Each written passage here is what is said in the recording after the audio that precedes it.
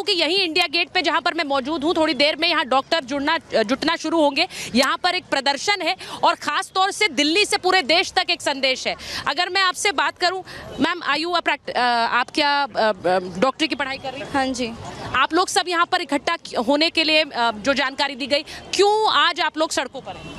अगर आपको अभी तक ये बात नहीं पता है तो मैं शॉक्ड होंगी, क्योंकि लास्ट एक हफ्ते में 3 लड़कियों का डेथ हो चुका है। हाँ, बिल्कुल। और the first that started was a doctor, और हम सब ने एमएस में, एमडी में 36 आवर्स ड्यूटीज़ की हैं। मैं खुद सेमिनार रूम में सोई हूँ। एंड दैट्स मतलब द पॉइंट इज़ कि मैं आज तक अपने पापा मम्मी को जब बोलती थी कि मैं बाहर हूँ, दे ऑलवेज वर लाइक घर चले जाओ। But when I told them कि नहीं मैं रात में ड्यूटी पे हूँ, nobody ever asked the question कि यार ये तो सेफ होगी ना। उन्हें डर लग रहा है? अब उन्हें डर लग रहा है, और मुझे डर लग रहा है मोर देन एनीथिंग, क्योंकि मैंने लिटरली 1/3 ऑफ माई लाइफ पढ़ाई को दे दी। For what? Like now we are protesting on roads and literally कोई भी हमें सपोर्ट नहीं कर। मैंने ये सवाल आपसे इसीलिए पूछा था क्योंकि उम्मीद की जा रही थी कि कोलकाता में एक प्रदर्शन हुआ और वहां पर वो न्याय के लिए प्रदर्शन था, वो देश भर तक फैला है। इसीलिए मैंने आपसे सवाल पूछा कि यहाँ दिल्ली में भी डॉक्टरों को सड़कों पर उतरना पड़ रहा है, और ये इसलिए है क्योंकि वहां बैठे डॉक्टर्स को लग रहा है कि उन्हें जस्टिस नहीं मिला।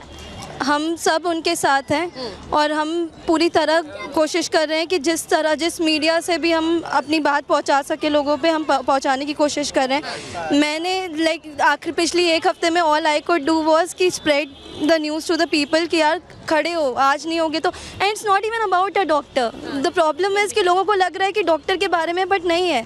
मैं लड़की हूँ and I want to be safe when I am doing my duty. देखिए बहुत बड़ी बात उन्होंने कही है प्रीति जी, ये बहुत बड़ी बात कह रही है। वो कह रही है इट्स नॉट अबाउट डॉक्टर, सिर्फ डॉक्टरों की बात नहीं है, ये महिला सुरक्षा का मामला है। अब कल प्रधानमंत्री ने लाल किले की प्राचीर से भी यही कहा कि देश के अगर ऐसे राक्षस हैं तो उन्हें ऐसी सजा दी जाए जिसके बारे में चर्चा हो, जिससे वो लोग डरे। क्या ये हो पाया है? मेरा सवाल ये है। मैं आपसे पूछ रही हूँ, आप भी क्या इस प्रोटेस्ट का हिस्सा बनने हैं? जी, मैं बिल्कुल हिस्सा बनना है, क्योंकि मैं एक महिला हूँ और एक नागरिक हूँ, और यहाँ पे पूरे देश में महिलाओं को सुरक्षा का अधिकार होना चाहिए। अभी वो डॉक्टर है और उनके साथ इतनी दुर्बल घटना जो आती है और जिसमें प्रशासन पूरा साथ देता हुआ दिखाई दे रहा है कि उसकी ये साबित करने के लिए पूरा कोशिश कर रहा है प्रिंसिपल कि उसने खुद आत्महत्या करी है। ये शर्म की बात है। जब भी विक्टिम या पीड़िता इस तरीके की घटना में शामिल होते हुए, जहाँ पे आरोपियों को पूरा संरक्षण दिया जाता है इस समाज में, वो दिखाता है कि जिस तरीके से सरकार जानबूझ करके महिला विरोधी रवैया अपनाती है। इसीलिए हम महिलाओं को आज सड़कों पे उतरना पड़ता है। इसीलिए क्योंकि कहीं भी फैक्ट्री में महिला काम कर रही हो, कहीं भी स्कूल में कोई सफाई कर्मचारी काम कर रही हो, चाहे कहीं भी किसी भी दिल्ली या भारत के इलाके में, गाँव में, खेतों में मजदूर करने वाली महिलाओं, उसके साथ अगर बलात्कार जैसी घटना होती है, उनके न्याय की बात कौन उठाता है? आखिर कौन इसकी बात करता है? कोई नहीं नजर आता है। यहाँ पे जिस तरीके से मीडिया चैनल्स, मुझे लगता है बहुत वैलिड पॉइंट उठा रही है। वो कह रही है कि किसी एक व्यक्ति, क्या किसी को एक को आवाज उठाने के लिए आगे आना पड़े। यहाँ पर सब लोग इसीलिए यहाँ इकट्ठा हुए हैं कि उस एक की आवाज बनकर ये लोग आवाज उठाएं। इसीलिए मैं पूछ रही हूँ, एक बार मैं डीजीपी सर आपके पास आ रही हूँ। यहाँ पर आप एक भीड़ देख रहे हैं, अगर आप देख पा रहे होंगे, लोग इकट्ठा हो रहे हैं और साथ ही डॉक्टर्स यहाँ पर प्रदर्शन करने के लिए पहुंच रहे हैं। अब दिल्ली, सिर्फ दिल्ली की बात नहीं है, कोलकाता, मुंबई, हर अलग अलग शहरों में ये प्रदर्शन हो रहे हैं। मुझे जरा बताइए सर कि पुलिस के कई पुलिस वर्जन सामने आ रहे हैं, पुलिसकर्मी नाराज है। वहां के डीजीपी ने एक स्टेटमेंट जारी किया कि हम सब कुछ कर रहे हैं, लेकिन सवाल ये है जो आज कोर्ट ने कहा कि 7,000 लोग अस्पताल में कैसे पहुंच सकते हैं, ये इंटेलिजेंस फेलियर है। सुचरिता जी, ये इंटेलिजेंस नहीं, ये क्यूमुलेटिव फेलियर है। हाईकोर्ट ने बड़ा उदार स्पष्टीकरण दिया है। ये क्यूमुलेटिव फेलियर है, एडमिनिस्ट्रेटिव फेलियर है। ये 7,000 की भीड़ आसमान से नहीं उतरी थी, और जिस तरीके से डंडा बंद होकर के इनके पास जो है लाठी, डंडे, बल्लम, बेलचे लेके चल रहे थे, आप क्या समझ रहे थे आप सब कुछ कर रहे हैं? अगर यही सब कुछ कर रहे थे तो भगवान ही मालिक है फिर वहां की सुरक्षा, वातावरण का और इकोसिस्टम का।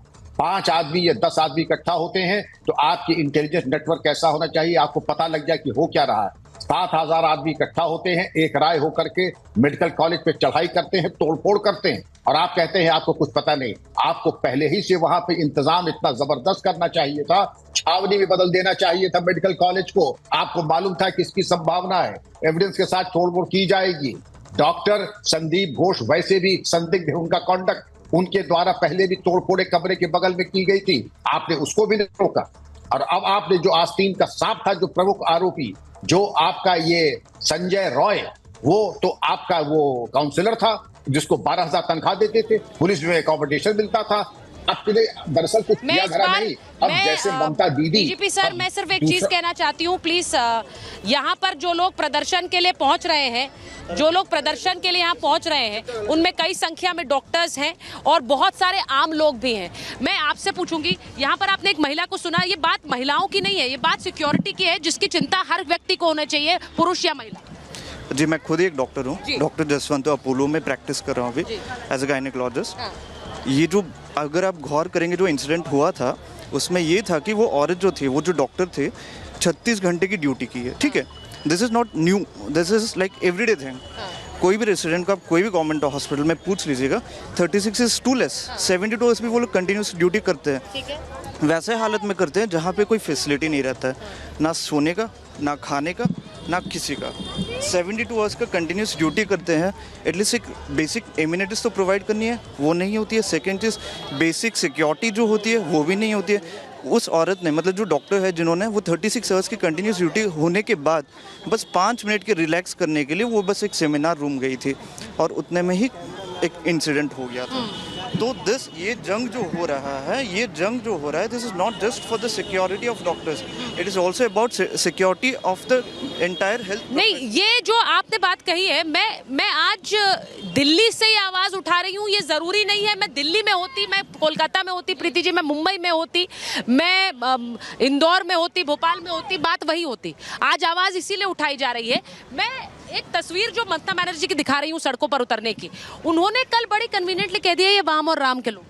देखिए, सबसे बड़ी बात कि जब आप अपनी जिम्मेदारी से मुंह मोड़ते हैं, ममता बनर्जी जी ने अपनी जिम्मेदारी से मुंह मोड़ा है, क्योंकि जो घटना घटी है वो आपके स्टेट के मेडिकल कॉलेज में हुई है।